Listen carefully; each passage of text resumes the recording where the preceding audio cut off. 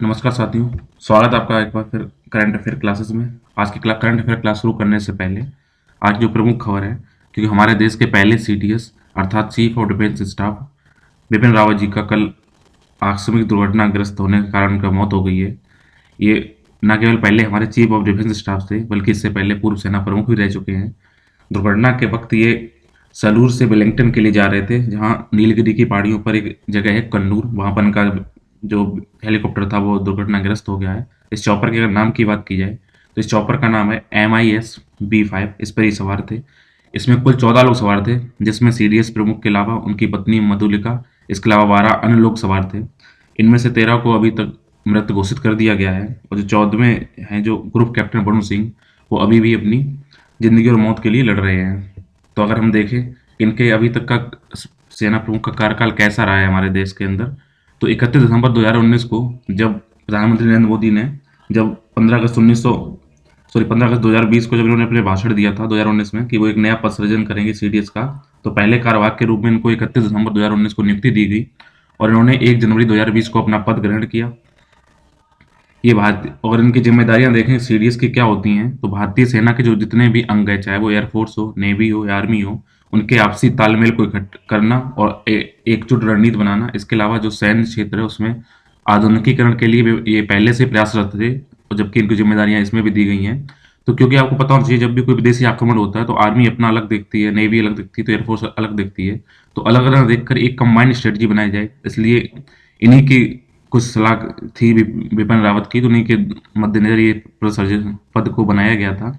इससे पहले ये 27वें थल सेना प्रमुख रह चुके हैं। अगर इनके बैकग्राउंड की बात करें तो 16 मार्च 1958 को 1958 में इनका जो जन्म हुआ है वो उत्तराखंड के पौड़ी जिले में हुआ है। इनके पिता भी सेना में रह चुके हैं और वो लेफ्टिनेंट जनरल थे। अगर सेना की रिपोर्ट्स की बात मानी जाए, उनके द्वारा दिए गए आंकड़ों की बात की जाए, तो ये 1978 में 20 वर्ष की आयु में इन्होंने सेना में शामिल हुए हैं, और देहरादून में इंडियन मिलिट्री जो अकेडमी है उससे इन्होंने प्रशिक्षण लेने के बाद में 11वीं गोरखा राइफल्स टुकड़ी को ज्वाइन किया है। उसकी 5वीं बटालियन में ये सेकेंड लेफ्टिनेंट बनाए गए थे।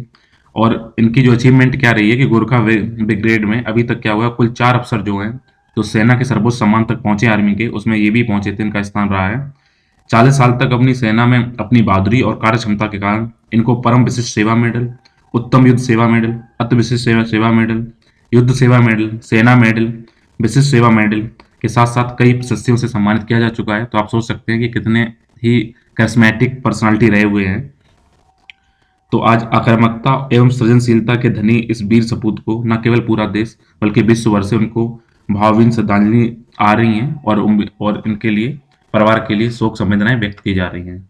इसी के साथ आप देखते हैं आज के प्रमुख करंट अफेयर है क्या, कि राष्ट्रपति रामनाथ कोविंद ने हाल ही में रायगढ़ किले को दौरा किया है और छत्रपति शिवाजी महाराज को श्रद्धांजलि दी है। तो आज बात करेंगे रायगढ़ किले की।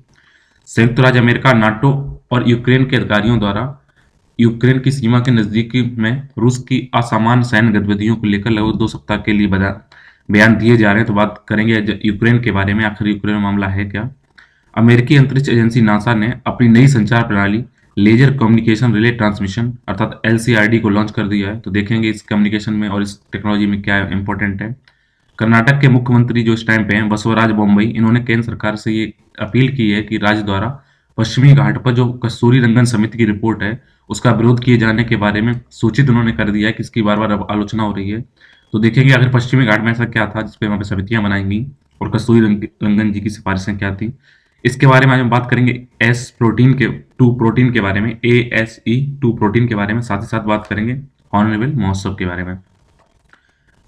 तो देखते हैं इन सबको डिटेल में। तो डिटेल में शुरू करने से पहले यदि आप चैनल पर नए हैं तो चैनल को लाइक कर लीजिएगा, सब्सक्राइब करिए और शेयर कीजिए, जिससे कि मेरे द्वारा अपलोड किए गए वीडियो की नोटिफिकेशन आप तक पहुंचे बेल आइकन प्रेस करने के बाद में, और आप सबसे पहले वीडियो को देख पाएं। साथ ही साथ इस फ्री एजुकेशन डिजिटल प्लेटफॉर्म का फायदा ले पाएं, क्योंकि इसमें न केवल आपकी यूपीएससी और पीसीएस रैंक की जितने भी आप तैयारी करते हैं उसके करंट अफेयर को डिटेल में आपको समझाने की कोशिश की जाती है, बल्कि आप जितने भी वनडे एग्जाम है, चाहे वो एसएससी हो, बैंकिंग हो, रेलवे हो, पुलिस हो, फोर्सेस हो, आर्मी, नेवी, एयरफोर्स, इसके अलावा जितने भी टीचिंग एग्जाम है उन सभी में आपके न केवल करंट अफेयर को आपको बताया जाता है, बल्कि आपको डिटेल में समझाने की कोशिश इसलिए की जाती है क्योंकि अब जो प्रश्न आ रहे हैं वो डायरेक्ट आपके करंट अफेयर से नहीं आते हैं, बल्कि उनसे लिंक्ड आते हैं। जैसे मैं एग्जांपल बता दूं, जैसे अभी कल जो विमान दुर्घटनाग्रस्त हुआ है तो हो सकता है कि सब विपिन रावत जी का तो हो सकता है इंपॉर्टेंट आ भी सकता है, लेकिन ज़्यादातर इंपॉर्टेंट इसमें क्या है कि नीलगिरी की पहाड़ियाँ कहाँ पर स्थित हैं, या क्या जो कन्नूर में हादसा हुआ वो कहाँ पे, वेलांगटिल कहाँ पे है, तमिलनाडु के अंदर है। तो इस चीज़ों का आप ध्यान रखिएगा, इस टाइप के क्वेश्चन भी पूछे जाएंगे। तो बात करेंगे रायगढ़ किले के महत्व के बारे में। ये यूपीएससी के तो सामान्यतः एक पेपर से लिंक टॉपिक है, लेकिन फिर भी अगर आपसे क्वेश्चन आता है, भारतीय संस्कृति में प्राचीन काल से लेकर आधुनिक काल के रूप में कला, साहित्य और वास्तुकला के जो महत्वपूर्ण पहलू शामिल हैं उसमें ये टॉपिक आएगा।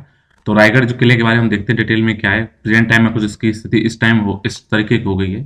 इससे पहले कि अगर हम बात की जाए तो रायगढ़ किले का जो राज्य, वहाँ पे कौन कौन लोग राजा रहे हैं या उनका राजवंश क्या रहा है, तो बता दें आपको, रायगढ़ किले को पहले रायरी के नाम से जाना जाता था, और ये 12वीं शताब्दी में मराठाओं की जो सिरके वंश है उनका एक गढ़ रहा है। तो ध्यान रखना, यहाँ पे मराठाओं का राज रहा है रायगढ़ किले में, उनके एक वंश था सिरके उनका। इस किले में बहमनी शासकों से लेकर जो निजामशाही है वहां पर कई शासकों का अधिकार भी रहा है। बाद में इसमें आदिल शाह का भी अधिकार हो गया है। 1656 ईस्वी में जब छत्रपति शिवाजी ने जावली के राजा चंद्र राव मौर्य को पराजित किया, तो फिर इस किले को अपने अधिकार में उन्होंने ले लिया। चंद्रराव मौर्य आदिल शाह सल्तनत के अधीन एक रियासत के शासक थे, और उनको क्वेश्चन ये आएगा कि अगर जो छत्रपति शिवाजी थे उनको ये रायगढ़ का किला किससे जीत के मिला, तो उनको जीत के मिला हुआ है जावली के राजा चंद्रराव मौर्य के द्वारा। ठीक है। वर्ष 1662 में क्या होता है, शिवाजी ने औपचारिक रूप से इस किले का नाम बदलकर रायगढ़ कर दिया था। फिर इसका उन्होंने न केवल नाम बदला बल्कि इसको जीर्णोद्धार कराया, किले में नए निर्माण भी कराए। 1664 ईस्वी तक यह किला शिवाजी की सरकार के प्रमुख गढ़ का केंद्र रहा है। इस किले में शिवाजी को आदिल शाह वंश के प्रमुख जो प्रभुत्व है उनको चुनौती देने में महत्वपूर्ण भूमिका निभाई है। साथ ही साथ इस रायगढ़ किले में शिवाजी को अपनी शक्ति का विस्तार करने हेतु कोंकण की ओर अगर मार्ग आगे बढ़ाना है, उस किले का महत्व रहा है। इस किले का भारत की दृष्टि से महत्व देखा जाए तो भारत में जब स्टार्टिंग में जो यूरोपीय लोग यहाँ पे आए तो उन्होंने इस किले को पूर्व का जिब्राल्टर घोषित किया। साथ ही साथ किले की अगर मुख्य विशेषताएं देखी जाए तो ये 1.5 मील के क्षेत्र में ये लगभग फैला हुआ है, और इसके शीर्ष एकदम सपाट हैं। इस पर कई इमारतें बनी हुई। शीर्ष सपाट का मतलब ये होता है कि ऊपर चढ़ाई करने में दिक्कतें होंगी अगर कोई विरोधी वहां पर आपको अटैक करने आता है। जब अपने वैभव पे था, अपने उत्कर्ष काल पे था, तो इस किले में लगभग 300 मकान थे इस किले के अंदर, और जिसमें 2000 सैनिक यहाँ पर निवास करते थे। अगर देखें महाराष्ट्र की राजनीति में ये किला क्या महत्व रखता है, वो बताना चाहिए। महाराष्ट्र की राजनीति बेसिकली मराठा के ऊपर होती है, और जब भी मराठा के ऊपर होगी तो आपको कहीं ना कहीं शिवाजी के ऊपर अपना प्रेम दिखाना होगा। तो छत्रपति शिवाजी महाराष्ट्र में सबसे ऊंचे और सबसे प्रतीक जो वहां पर है, प्रतिष्ठित प्रतीक है, आपको पता होना चाहिए। तो उनकी विरासत को हथियाने के लिए और उन पर ये दिखाने के लिए कि हम सबसे आगे उनके अनुयायी हैं, सभी प्रकार के राजनीतिक दलों द्वारा निरंतर प्रयास वहां पर किया जाता रहा है। उनके जीवन काल में रायगढ़ के महत्व के कारण कई राजनीतिक नेता किले का दौरा करते हैं, वहां पर अपनी अपनी निष्ठा जाहिर करते हैं, सम्मान प्रदर्शन करते हैं, जिससे कहीं ना कहीं वोट बैंक को घुमा सके। तो वोट बैंक के अलावा इसके अपने भी महत्व हैं। तो इसमें क्योंकि बार बार आपको बात आ रही है छत्रपति शिवाजी जी की, तो हम जानना देखेंगे कि क्योंकि जरूरी नहीं है वो रायगढ़ किले से पूछा जाए, क्योंकि इसके बैकग्राउंड में छत्रपति शिवाजी जी का नाम काफी फेमस है। तो उसके बारे में अगर जाने तो छत्रपति शिवाजी जी का जन्म अगर बात की जाए तो 1639 ईस्वी में इनका जन्म हुआ है। मराठा के एक सेनापति रहे, मराठा सेना में शाहजी भोसले उनके घर में हुआ है। शाहजी भोसले उस टाइम पे बीजापुर सल्तनत के अधीन जो पुणे और सूपे थे उनके जागीरदार थे। इनकी माता का नाम जीजाबाई है, और ये इतने फेमस है इनकी माता क्योंकि शिवाजी जी ने ज़्यादातर ये चीज़ें स्वीकार की थी। उनके ऊपर जो भी धार्मिक गुणों का जो प्रभाव है, जो उनके अंदर सहनशीलता है, सहजता है, वो उन्होंने अपनी माता से सीखी है, जो कि एक धर्मपरायण महिला थी जिनको धर्म से कोई लेना देना नहीं था। वर्ष 1645 इसी की अगर बात की जाए तो अपने सैन्य उत्साह का प्रदर्शन करने के लिए इन्होंने किशोरावस्था में ही बीजापुर के अधीन एक तोड़ दुर्ग था उस पर सफलतापूर्वक नियंत्रण हासिल किया है।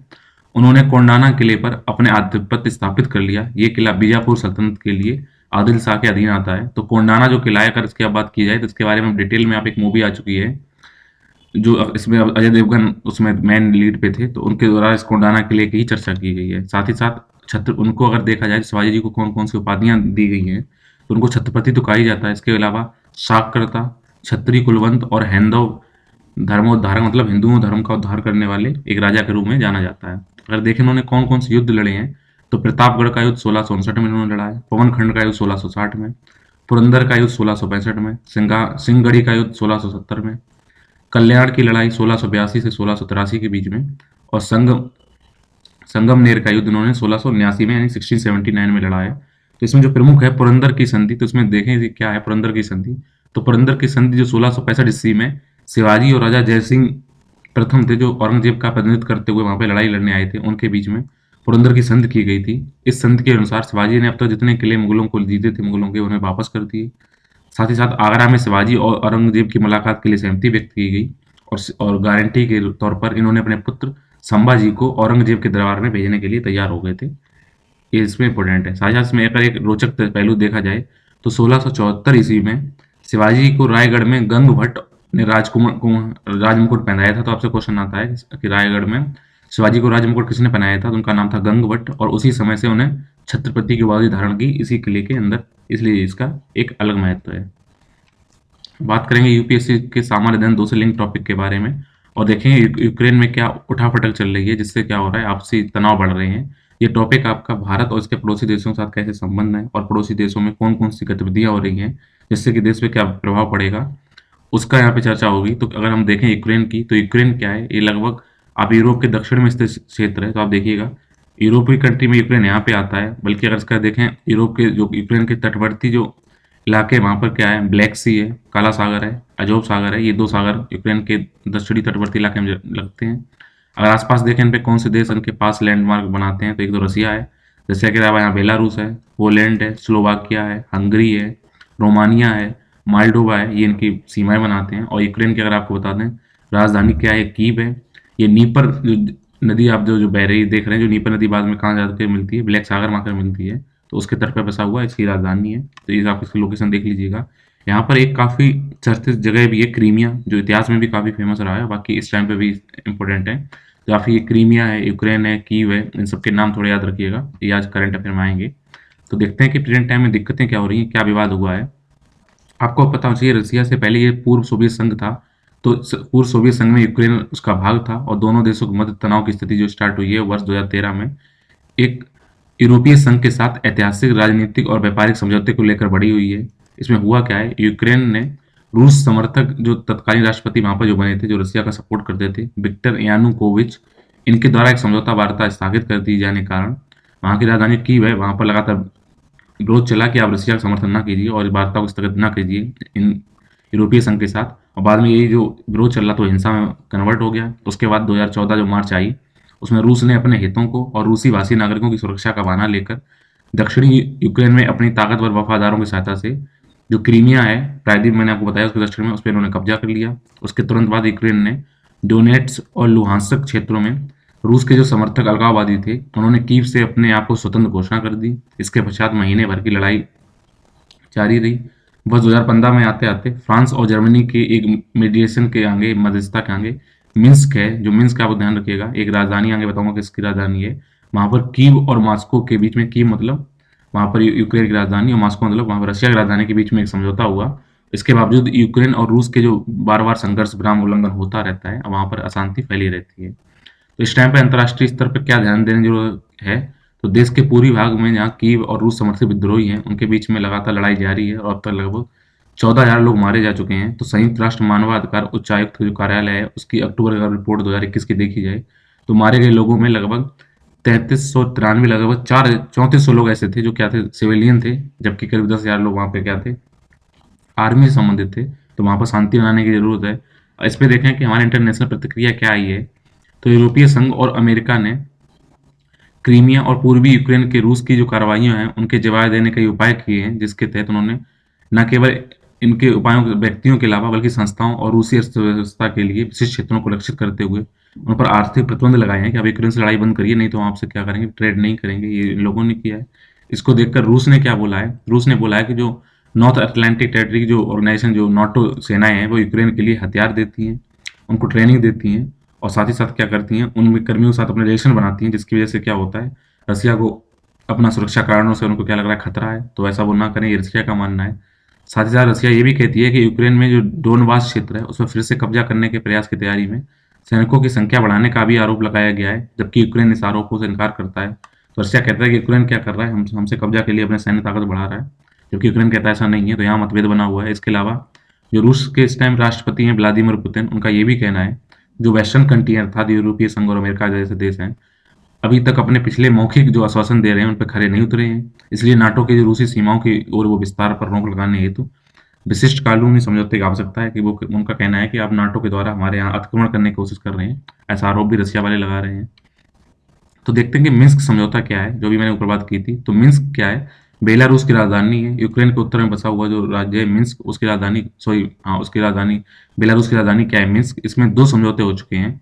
तो पहला समझौता जब हुआ था 2014 में हुआ था, तो ये जो समझौता है, एग्रीमेंट है, वो यूक्रेन और रसिया के जितने समर्थित अलगाववादी थे उनके बीच में हुआ। इसमें 12 सूत्री संघर्ष विराम समझौता पर सहमति व्यक्त हुई थी। इन प्रावधानों में कैदियों का आदान प्रदान करना था, मानवीय सहायता का वितरण करना था और भारी हथियारों में क्या करनी थी, तैनाती से को हटाया जाना था। दोनों पक्षों द्वारा इसका बार बार उल्लंघन किया गया, तो ये समझौता शीघ्र ही टूट गया। इसके बाद में दूसरा मिन्स्क समझौता बेलारूस में हुआ। इसको 2015 में किया गया। ये फ्रांस और जर्मनी की मध्यस्थता के बीच में हुआ था। इसमें शांति समझौते पर साइन किए गए और इसके बाद में खुला जो संघर्ष था उसको टालने की कोशिश की गई। इस समझौते को विद्रोही क्षेत्रों में लड़ाई समाप्त करने और सीमा को यूक्रेन के राष्ट्रीय सैनिकों को सौंपने के लिए तैयारी किया गया था। लेकिन अब फिर वहाँ पर शांति आ रही है, तो इसका देखते रहिए। आगे आप उनकी राजधानी याद रखिएगा। तो यूक्रेन चर्चा में बना हुआ है, तो उसके यहाँ पर कौन सी नीपर रिवर, कि यूक्रेन किस नदी किनारे स्थित है, वो नीपर रिवर किनारे स्थित है। और इसकी सॉरी यूक्रेन की राजधानी कीव है, वो इसके किनारे स्थित है। तो यानी कि बेलारूस की राजधानी याद रखिएगा मिन्स्क, और काफ़ी आसपास के इलाका देख लीजिएगा, ये चर्चा में आ सकते हैं। अब देखेंगे सामान्य अध्ययन 3 से लिंक टॉपिक के बारे में, क्योंकि ये जो अंतरिक्ष से संबंधित एक टॉपिक है, laser communication relay demonstration, NASA ने पहली बार इसको लॉन्च किया है। तो क्योंकि नासा द्वारा काफ़ी इंटरनेशनल लेवल पे पहली बड़ी एजेंसी है और उसके द्वारा कोई काम अगर पहली बार किया जाता है तो कहीं ना कहीं आपके पेपर के लिए इंपॉर्टेंट हो जाता है। ये एजेंसी जो नासा की पहली बार लेजर संचार प्रणाली का तैयार कर रही है। इस एलसीआरडी एजेंसी को अंतरिक्ष में ऑप्टिकल संचार का परीक्षण करने में मदद करेगी। तो ऑप्टिकल मतलब जो होता है, जो लाइट रेज होती हैं, तो इस तरीके से उन्होंने जो अपना सैटेलाइट लॉन्च किया है वो क्या करेगा, जो उपग्रह हैं उनके ऊपर क्या करेगा, वो नज़र रखेगा लेजर बीम के द्वारा। तो इसकी ऐसी बात की जा रही है। तो देखते हैं लेजर कम्युनिकेशन रिले डिमॉन्स्ट्रेशन अर्थात एलसीआरडी टेक्नोलॉजी है क्या। ये भविष्य में ऑप्टिकल संचार मिशनों का मार्ग प्रशस्त करने वाली एक टेक्नोलॉजिकल प्रदर्शन है। इसमें उपकरणों को अमेरिकी रक्षा विभाग के अंतरिक्ष परीक्षण कार्यक्रम सैटेलाइट 6 अर्थात स्पेस टेस्ट प्रोग्राम सैटेलाइट 6 पर स्थापित किया गया है। इसके लिए पृथ्वी की 35,000 किलोमीटर ऊंचाई वाली जो भू समकालिक कक्षा है, अर्थात जहाँ पे जियो स्टेशनरी चीजें रहती हैं अर्थ के हिसाब से, उसको यहाँ पर वहाँ पर स्थापित किया गया है। तो अगर इन फ्यूचर अगर ऑप्टिकल कम्युनिकेशन सिस्टम आते हैं, उनके लाभ क्या होंगे, ये आकार में छोटे होंगे, उनके भार भी कम होंगे। जब आकार कम होगा और भार कम होगा, इसके लिए रेडियो उपकरणों की तुलना में कम ऊर्जा की आवश्यकता होगी। इसके अलावा क्या होगा, जब आकार छोटे हो जाएंगे तो वहाँ पर और वैज्ञानिक उपकरण लगाने में जगह मिल जाएगी सैटेलाइट के अंदर। लॉन्च में उसका कम व्यास होगा, उनकी रेडियस कम होगी। साथ ही साथ उनका क्या है, जो कम ऊर्जा ये यूज करेंगे, जिससे क्या होगा, अंतरिक्ष यान की बैटरियाँ हैं वो कम यूज की जाएंगी, उनका भी भार कम हो जाएगा और कहीं ना कहीं अच्छे से काम कर पाएंगे। साथ ही साथ ये रेडियो जो इस टाइम पर हम रेडियो वेव के ऊपर कार्य करते हैं, उसके एक पूरक के रूप में ऑप्टिकल जो कम्युनिकेशन होगा वह भविष्य के मिशन अद्वितीय संचार क्षमताओं से युक्त होंगे, ऐसा इसमें कल्पना की गई है।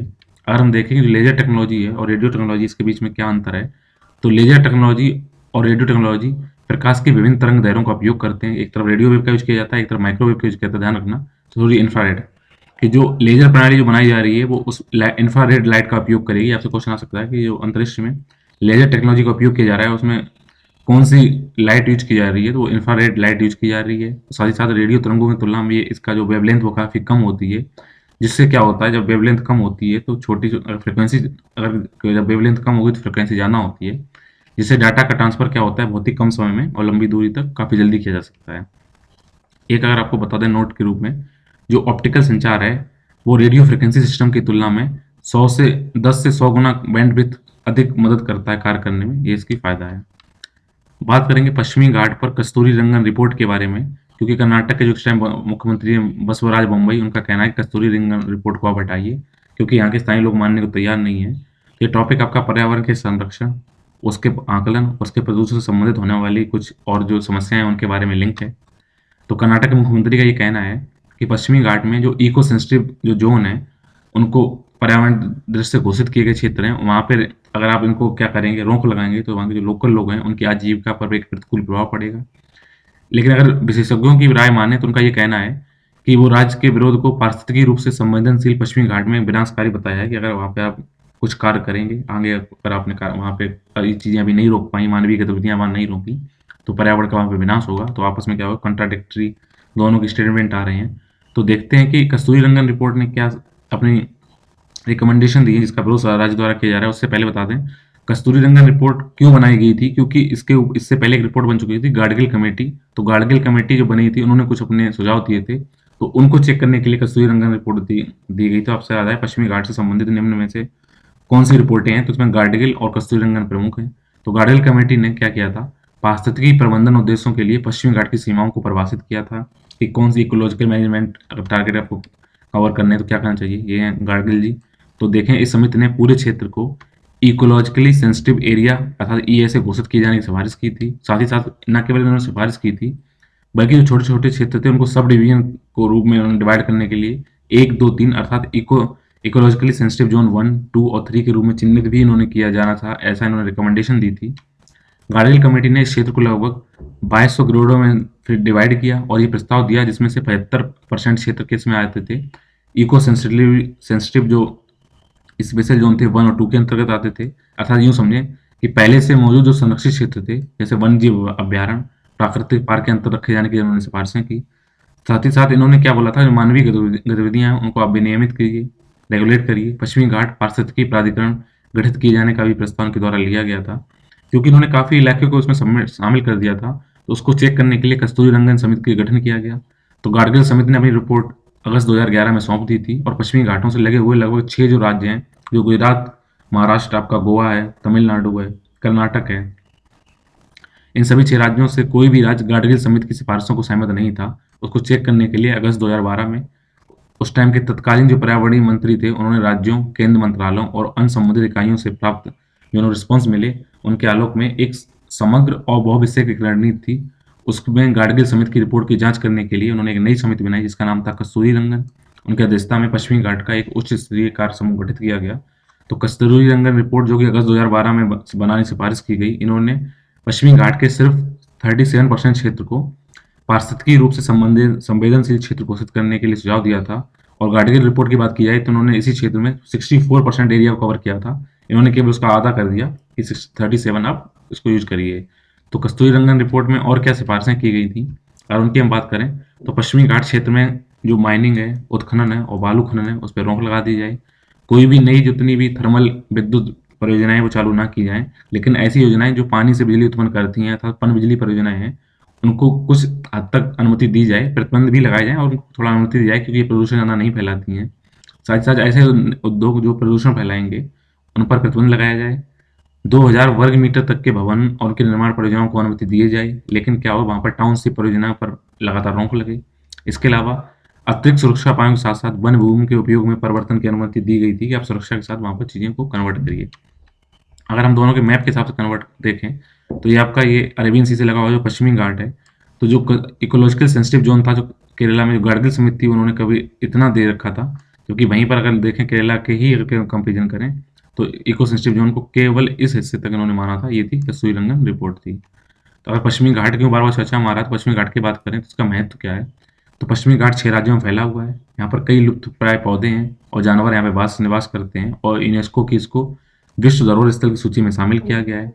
पूरे वर्ल्ड में जो बायोडाइवर्सिटी हॉटस्पॉट्स 8 हैं उनमें से एक हमारा वेस्टर्न घाट है, तो ये भी यहाँ पे इंपॉर्टेंट है। इसके अलावा यूनेस्को का ये भी मानना है कि पश्चिमी घाट हिमालय से भी पुराना है। ये ग्रीष्म काल के अंतिम समय में दक्षिण पश्चिमी जो से आने वाली जो मानसून है, बारिश में भरी हवाएं होती हैं, उनको रोककर भारतीय मानसून में मौसम प्रतिरूपों को प्रभावित करने का मुख्य कार्य करती है। तो पश्चिमी घाट अपना एक अलग योगदान रखता है। अगर मैप में देखें तो पश्चिमी घाट आपका ये गुजरात से चालू होता है, उसके बाद महाराष्ट्र, गोवा, कर्नाटक और इधर केरल से लगा हुआ इलाका है पश्चिमी घाट में। अगर मैंने तमिलनाडु बोल देता है उसमें चेंज कर लीजिएगा, तमिलनाडु नहीं, यहाँ पर पश्चिमी घाट में आपका केरल है। उसी के साथ पूर्वी घाट चालू हो जाता है, वो कहाँ पे है, ये आपका तमिलनाडु में, आंध्र प्रदेश में, उड़ीसा में, पश्चिम बंगाल तक ही जाता है। तो आपको बताते हैं पश्चिमी घाट को जो उत्तरी हिस्सा है इसको कोणार्क कोस्ट के बारे में नाम से जाना जाता है और दक्षिणी हिस्से को मालाबार कोस्ट के बारे में नाम से जाना जाता है। ध्यान रखना, कभी बार पूछा जाता है पश्चिमी घाट का दूसरा नाम क्या है, तो केरला में इसको मालाबार कोस्ट के नाम से जाना जाता है। वहीं अगर पूर्वी घाट की बात करें तो तमिलनाडु और जो आंध्र प्रदेश का इलाका है उसको कोरोमंडल कोस्ट के नाम से जाना जाता है। इस बात को आप ध्यान रखिएगा। बात करेंगे S2 प्रोटीन के बारे में, इस टाइम चर्चा में क्यों है, तो S2 अर्थात ASE2 जो कोशिका झिल्ली के माध्यम से हमारी कोशिकाओं के आंतरिक भाग को भाग से कनेक्ट करने वाली एक एंजाइम अणु है, एंजाइम मॉलिक्यूल है। सामान्य शरीर अगर क्रिया विज्ञान में बात की जाए तो ACE2 मतलब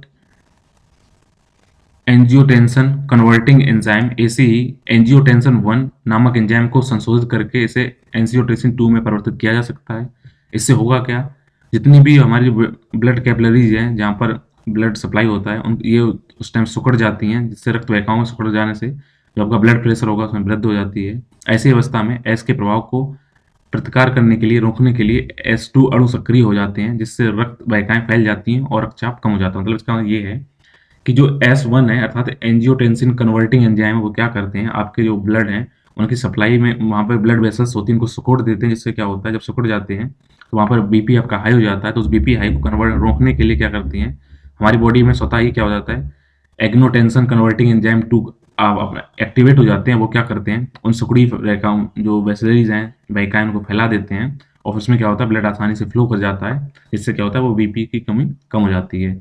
तो कोरोना वायरस में इसमें एक ये जानकारी मिली है कि कोरोना वायरस जो क्राउन है उसमें जो स्पाइक्स हैं हमारी कोशिकाओं में घुसने के लिए S2 एंजाइम से जुड़ जाते हैं। तो उसी को स्टडी की गई है। तो उसमें क्या किया गया है कि अगर कंपाइंड स्पाइक बाइंडिंग ये कर लेते हैं, इसके बाद क्या होता है ब्लॉक वायरल एंट्री करते हैं, सप्रेस साइटोकाइन कैस्केड करते हैं और एक्टिव NK सेल एक्टिविटी करते हैं। तो कुछ इस तरीके की चीज़ें देखी गई हैं। तो SARS-CoV-2 का जो आपने देखा ये मॉलिक्यूल है, वहाँ पे सेल है, उसके ऊपर जो यहाँ पे क्या लगा हुआ है, क्रोन के अंदर जो स्पाइक्स हैं इनके ऊपर क्या करते हैं, हमारी ये S2 जो कोशिकाएं क्या करती हैं, इनके आपस में चिपक जाती हैं, उसके बाद क्या करती हैं इस एंजाइम को आगे एक्टिवेट करते हैं। इसलिए इसमें चर्चा का विषय बना हुआ है कि आप इनको सही से यूज करके क्या कर सकते हैं, इसका इलाज कर सकते हैं, इनको आगे एक्टिवेट होने से रोक सकते हैं इन स्पाइक के द्वारा। इन स्पाइक पे जब ये S2 कोशिकाएं चिपक जाएंगी, उनको ये क्या करेंगे, आगे नहीं आपको जाने देंगे, आगे अपना नया म्यूटेशन नहीं करने देंगे, तो वहां से कहीं ना कहीं इसको रोका जा सकता है। बात करेंगे हॉर्नबिल फेस्टिवल के बारे में, काफ़ी इंपॉर्टेंट है। तो आपको बता दें, सब पहले सीधा क्वेश्चन आपसे ये आता है कि हॉर्नबिल महोत्सव किस राज्य द्वारा मनाया जाता है। तो ये नागा विरासत और परंपराओं की समृद्धि को पुनर्जीवित करने, उनको संरक्षित करने, उनको बनाए रखने, बढ़ावा देने के लिए नागालैंड के निवासियों द्वारा ये बड़ी धूमधाम से त्यौहार मनाया जाता है। ध्यान रखना, हॉर्नबिल महोत्सव नागालैंड मनाया जाता है। हॉर्नबिल महोत्सव नागालैंड की समृद्ध संस्कृति, उसकी जीवन शैली और उसमें जो खाने पीने के जो व्यंजन होते हैं उनकी रुचियों को दिखाता है। इसमें स्थानीय योद्धा जनजातियों द्वारा इस बड़े महोत्सव में भाग लिया जाता है और आमतौर पर हर साल 1 से 10 दिसंबर तक के बीच में 10 दिन तक मनाया जाता है। इसको हॉर्नबिल फेस्टिवल को त्योहारों के त्योहार नाम से भी जाना जाता है। इस त्योहार में सतर्कता, भव्यता के गुणों के लिए नागाओं में सबसे प्रशंसित और श्रद्धेय पक्षी जो है वो है हॉर्नबिल, उसको श्रद्धांजलि दी जाती है। इस त्योहार में राज्य पर्यटन, कला, संस्कृति विभागों द्वारा इसको आयोजित किया जाता है। साथ ही साथ इसका आयोजन केंद्र सरकार द्वारा भी सहयोग मिलता है।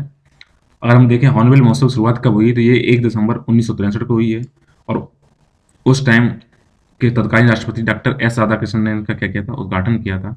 तो देखते हैं हॉर्नबिल फेस्टिवल इस टाइम चर्चा में क्यों है, आपको पता होना चाहिए। अभी अब सपा के अधिकार रहते हुए क्या हुआ था, हमारे जो सशस्त्र आर्म फोर्स है उन्होंने क्या किया था, गलती से कुछ लोगों को मार दिया था, उनका कहना है, और वहाँ पे 14 स्थानीय लोग मारे गए हैं नागालैंड के अंदर। तो राज्य सरकार ने सुरक्षा बलों द्वारा 14 नागरिकों की हत्याओं के विरोध में हॉर्नबिल महोत्सव को रद्द करने का फैसला लिया है। इसलिए अब इसको रोक दिया गया इस साल में। इतने इंपॉर्टेंट जो उनका फेस्टिवल है तो अपने आप ही चर्चा में बना ही रहता, इसलिए इसको अब करंट अफेयर में ज्वाइन किया जा रहा है। इसी के साथ जितने भी करंट अफेयर थे उनका एनालिसिस कंप्लीट होता है। उम्मीद है आपको ये टॉपिक समझ में आए होंगे। अगर आप इसका PDF फॉर्म चाहते हैं तो कमेंट बॉक्स में अपना ईमेल एड्रेस लिखिए, और अगर इसको सुधार चाहते हैं तो आप लिखिए कमेंट बॉक्स में, उनको दूर करने की कोशिश की जाएगी। मिलेंगे एक नए सेशन में नए टॉपिक के साथ, तब तक आप जुड़े रहिए मेरे यूट्यूब चैनल आकांक्षा DIR के साथ। Thank you.